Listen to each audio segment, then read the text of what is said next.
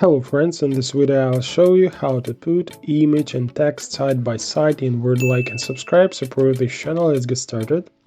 To put an image and text side by side, from the beginning we select an image and in the upper right corner of the image click the layout options button. Select the square option and now the text appears to the right of the image and the image itself can be moved in any direction on the page. But if you need to align the text strictly to the right and leave the image on the left, then select the entire text with the left mouse button. As you can see, the image is also highlighted, but we don't need it.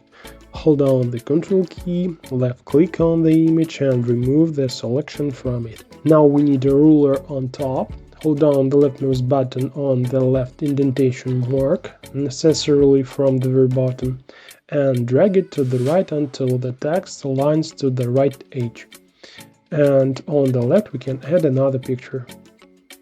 If you need to continue the text in the usual mode, then select the empty lines behind the text and return the left indent to its original position.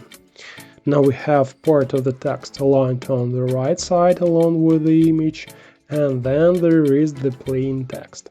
Another way to arrange text and image side by side is to use a table for this purpose. Go to the Insert tab and paste the table. Let's say it consists of two cells.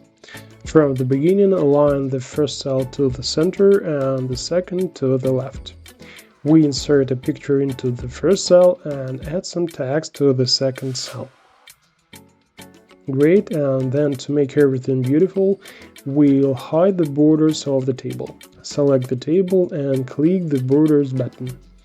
From the list, select No Border, and now the image and text are perfectly aligned side by side. That's all. Now we know a little more. Thanks for watching.